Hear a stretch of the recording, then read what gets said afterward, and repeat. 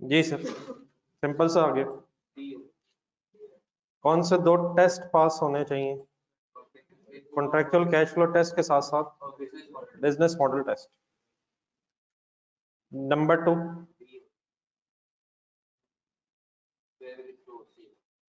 Default classification. ये अपना book साथ खोल के रखना, वॉल्यूम 2 निकाल।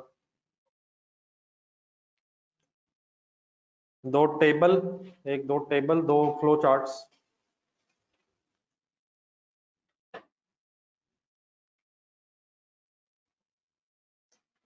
Equity investment fair value through OC भी आ सकती है और fair value through profit loss में भी आ सकती है।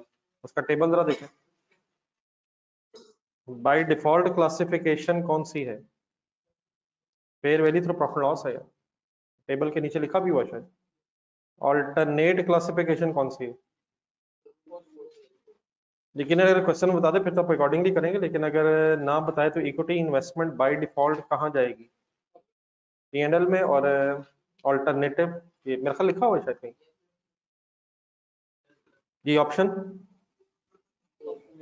ए ठीक है। Page number 138। ठीक है।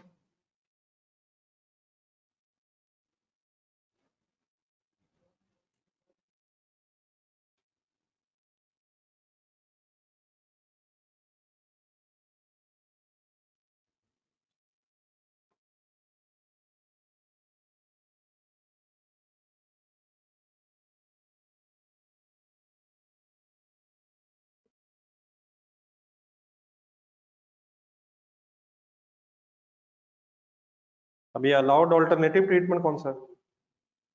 Alternative treatment fair value through OC ही है। गेन ढूंढना है अपने, जब प्रॉफिट लॉस में जाना, सॉरी ओसी में जाना।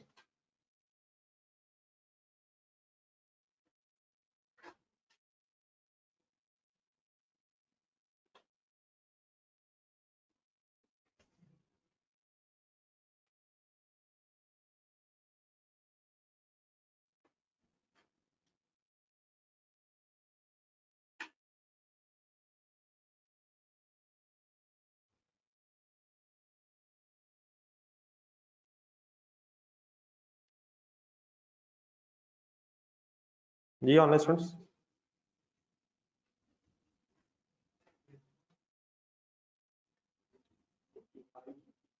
ऑप्शन धोखा, ट्रांजैक्शन कॉस्ट ऐड नहीं करेंगे इनिशियली, फेयर वैल्यू थ्रू ओसी। ये टेबल वगैरह साथ रख लें, एक दफा पढ़ लें यार दोबारा। वॉल्यूम 2 के पेज नंबर्स याद हो गए वैसे टेबल?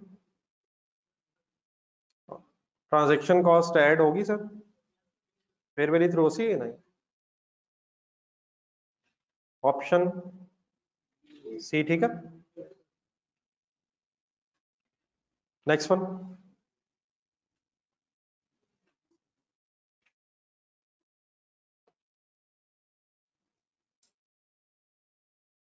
Okay,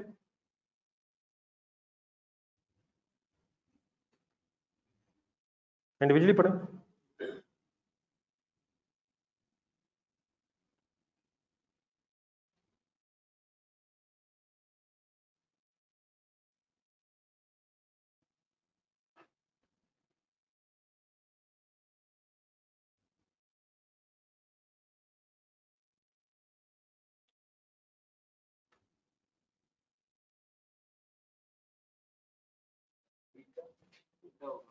gain loss. अब यहाँ ट्रांजैक्शन कॉस्ट क्यों नहीं ऐड हुई? वो कैसे पता चला? हेल्ड फॉर ट्रेडिंग अगर है तो फिर कोई ऑप्शन नहीं है, ये सीधा प्रॉफिट लॉस स्टेटमेंट ही है।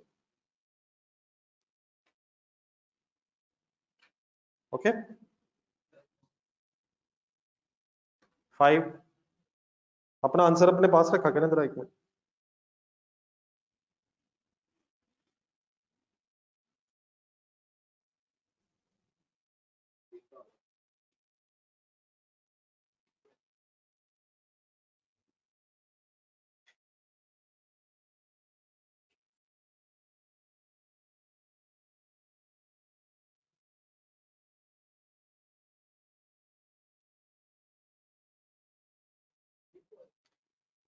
जी ऑप्शन बी ठीक है।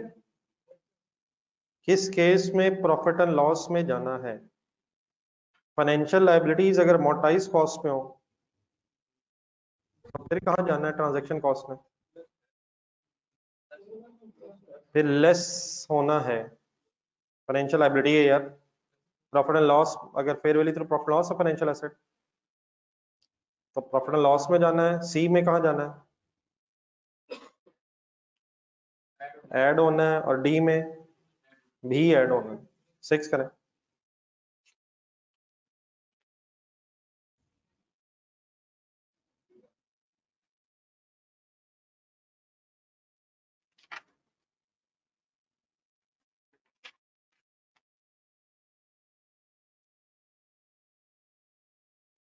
जी सर।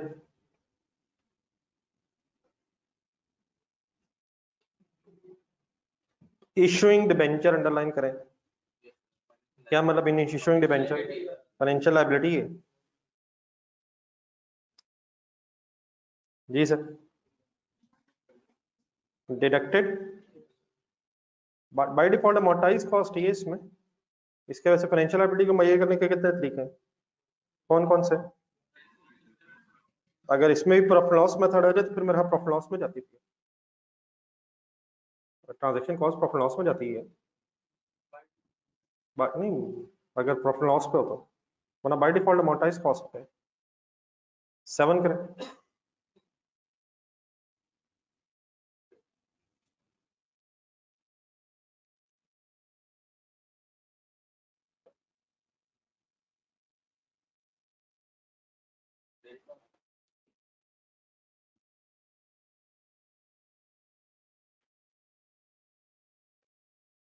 परचेज्ड डेट इंस्ट्रूमेंट है, फाइनेंशियल एसेट है, फाइनेंशियल लायबिलिटी।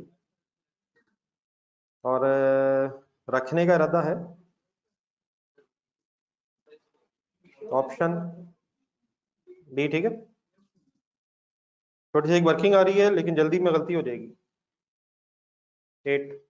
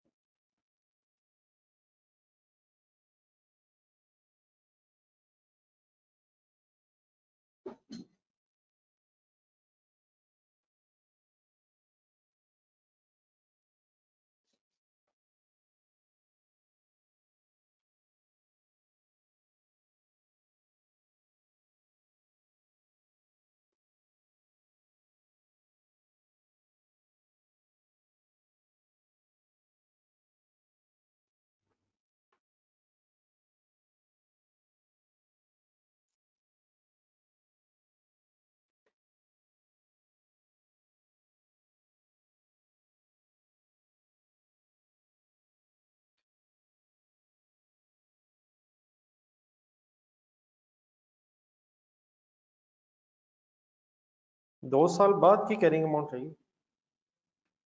31 मार्च 2012।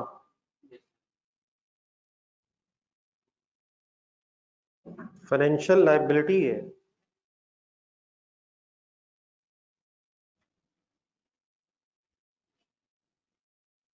कितने पे इशू हुई है? 20 मिलियन। इशू के खर्चे कितने हैं?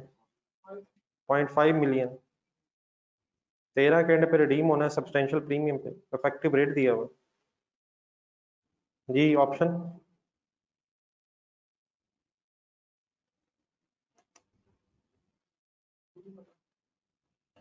वर्किंग क्लियर है प्लीज? ऑप्शन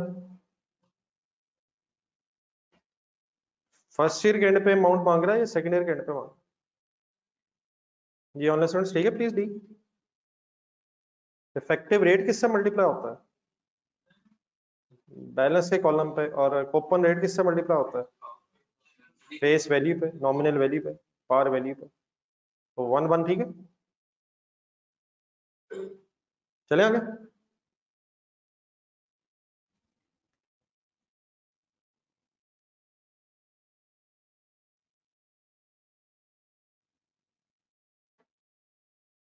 ठीक है प्लीज नेक्स्ट करें, जिन्होंने कर दिया 9 करें।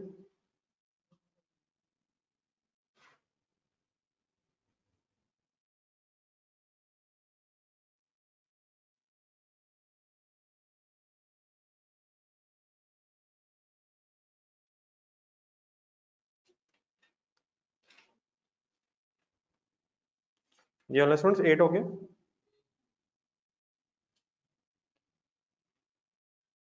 एट हो गया प्लीज। जी 9।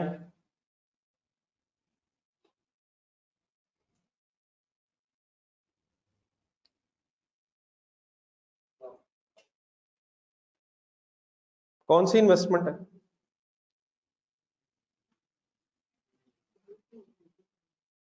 कौन सी दो चॉइसेस हैं? तो in the absence of any election at initial recognition by default कहाँ जाएगा फिर? प्रॉफिट एंड लॉस में। डिफॉल्ट क्लासिफिकेशन तो यही है। ठीक है प्लीज।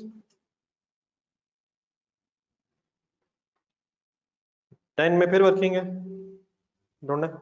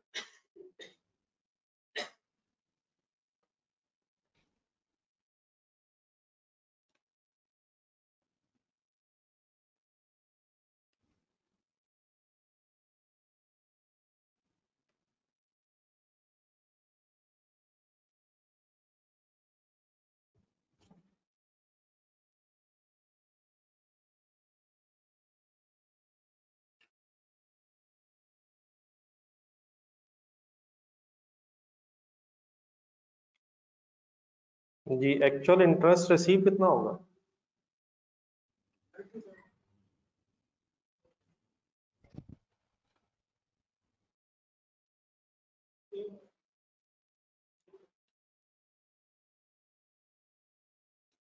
छह परसेंट किससे मल्टीप्लाई करो?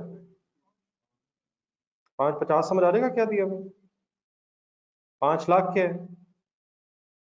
फिर वैल्यू है प्रिंसिपल अमाउंट का यहाँ मतलब लिखना जरा साजिए फेस वैल्यू के लिए वर्ड।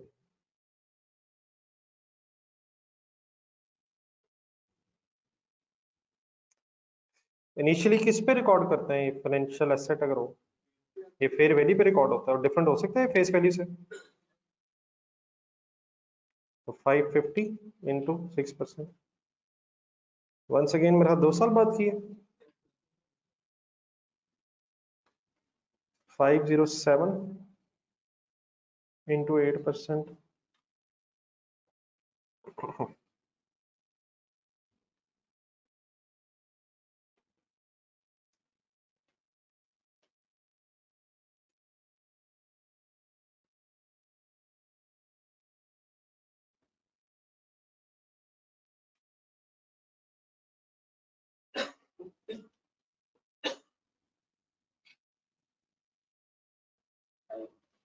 ये ठीक है प्लीज अल्फा।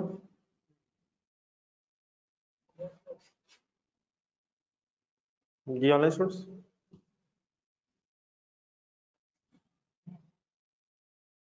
ये मुबीन इसके चार्जिंग जरा देख लेंगे।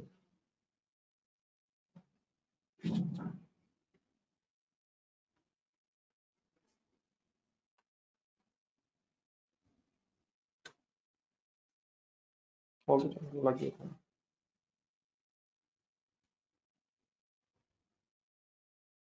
जी 10 तक हो गया जी प्लीज। ढूंढे जी not a financial instrument.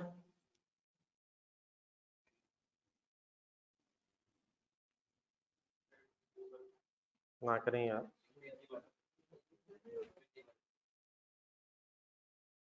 Financial instrument receivable pebbles की तो बहस है सारी है sir. Financial instrument sir,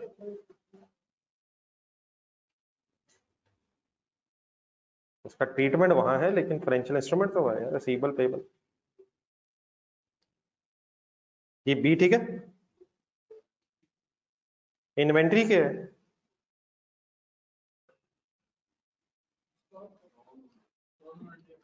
number 12 press.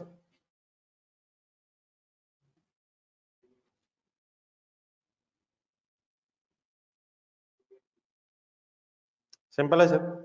कौन सा दो टेस्ट? B and D.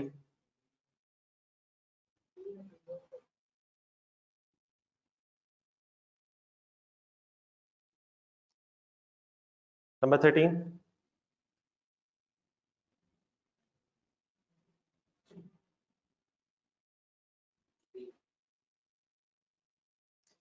ये एक मिनट जरा ढूंढे जरा कहीं इनिशियल डायरेक्ट कॉस्ट, उसमें जरा कुछ एग्जांपल्स भी लिखी हुई हैं जरा बुक देखें जरा। Initial initial direct cost, sorry word नहीं बना,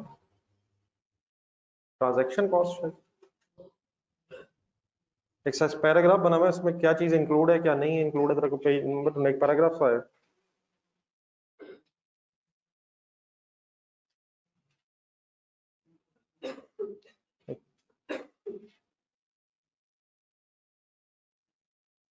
तो एक देख ले यार, सबकी तरफ से हो जाएगा। डेफिनेटली मुश्किल काम है। कोई नहीं देख रहा हूँ।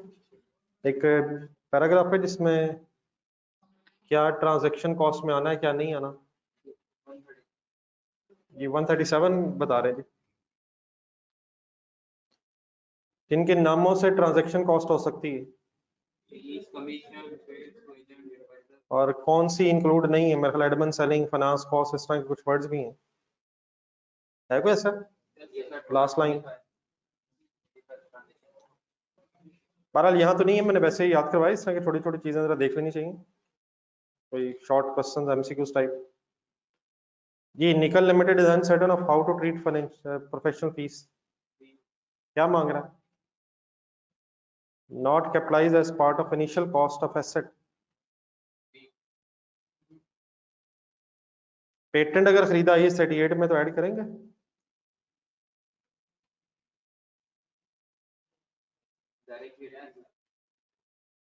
इन्वेस्टमेंट प्रॉपर्टी में भी ऐड करेंगे, fair value through comprehensive income है तो उसमें भी ऐड करेंगे।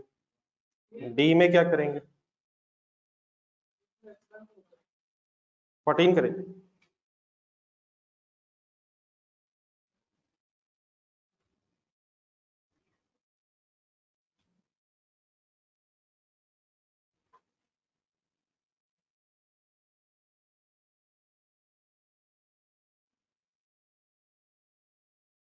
सिंपल है।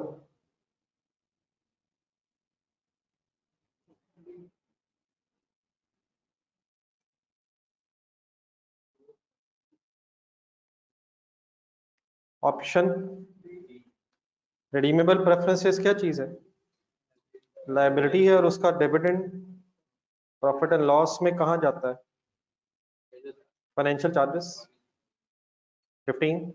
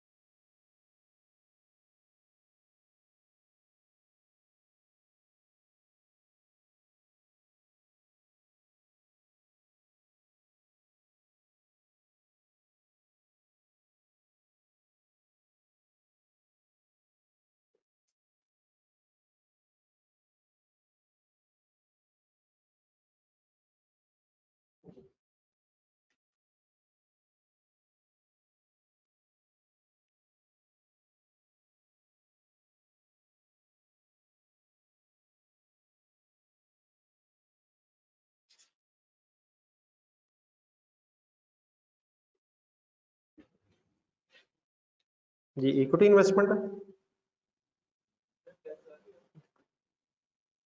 किस मेथड पे होगी अगर नहीं बताया तो? इनिशियली कितने पे रिकॉर्ड हुई होगी? 40 ईयर एंड पे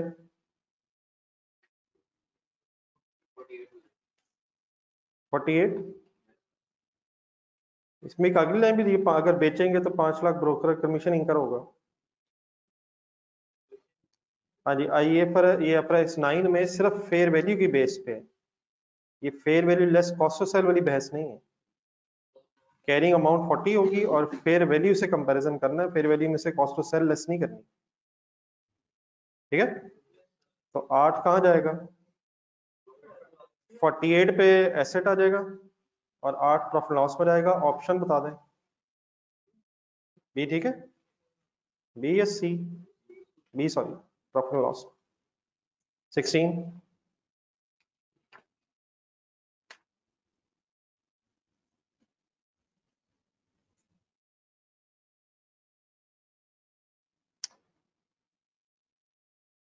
थोड़ा सा एक डिफरेंट तरीके से फिगर्स बता रहा है, जरा करके देखें, मेरे ख्याल कर लेंगे आप।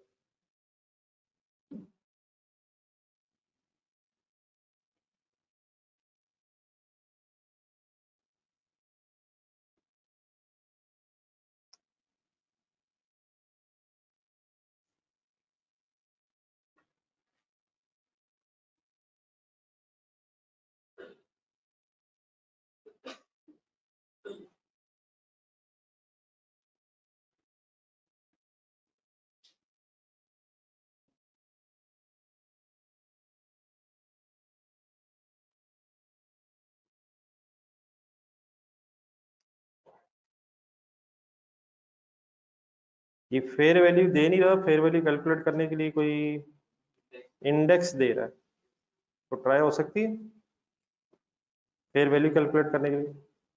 वैसे तो शायद डिफरेंस भी निकाला जा सकता है। जब 12.5 वैल्यू थी तो उस वक्त इंडेक्स क्या था? 1200। और जब ईयर एंड आया तो इंडेक्स क्या हो गया? तो इसका मतलब ये 12.5 कितने इंडेक्स के बराबर है? 1200 के बराबर है। और अब आप जिधर खड़े हो उस वक्त इंडेक्स हो गया 1200, तो ये इन्फ्लेशन इंडेक्स सॉर्ट ऑफ है ये। ठीक है, डिवाइड बाय 1200 क्यों किया मैंने? 1200 का क्या किया मैंने? 1200 से क्यों डिवाइड किया?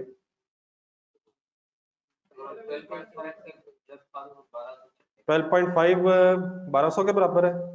और अब आपने फेयर वैल्यू निकालनी है जब इंडेक्स 1296 हो गया, तो जो फाइंड आउट करना है उससे मल्टीप्लाई करो। बताएंगे आंसर? इसका क्या मतलब बनेगा 13.5? अगर 1200 इंडेक्स है तो 12.5 अगर उस वक्त प्राइस थी, और अब इंडेक्स अगर 1296 हो गए, तो इसका मतलब अब वैल्यू 13.5 हो जानी चाहिए। ये वैल्यू बढ़ी है या कम हुई है? लेकिन आपने क्या फाइंड आउट करना? गेन या लॉस? तो डिफरेंस कितना है? 1 गेन बनता है, लॉस बनता है। ये कैलकुलेशन बारे लिखना, बाकी तो चीजें वही हैं, लेकिन ये कैलकुलेशन थोड़ी सी डिफरेंट तरीके से करवा रहा है।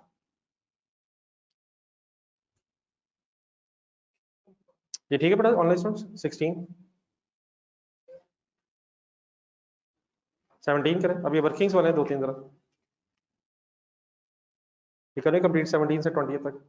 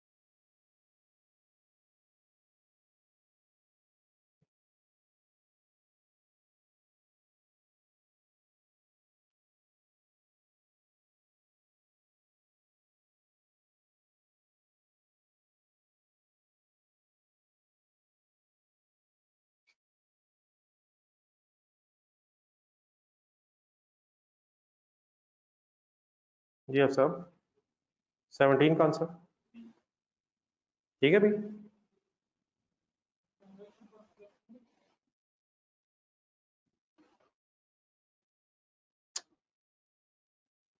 ये ऑप्शन बी ठीक है जी।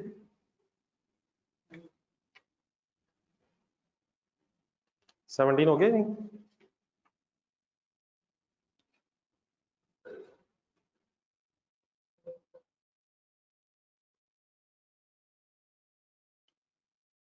Seventeen okay sir. Transaction cost add होनी है इसमें?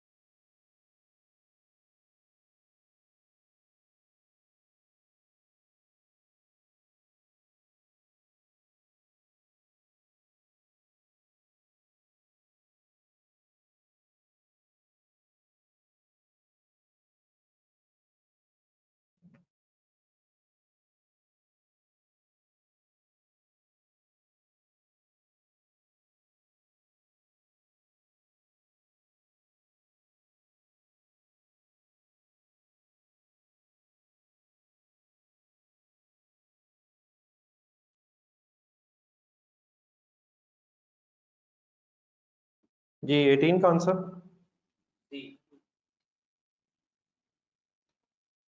ये टीएफसी क्या चीज है?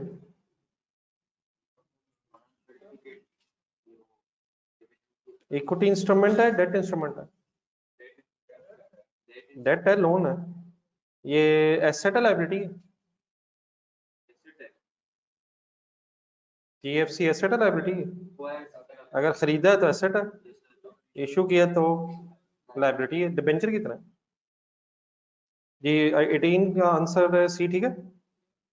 19 का?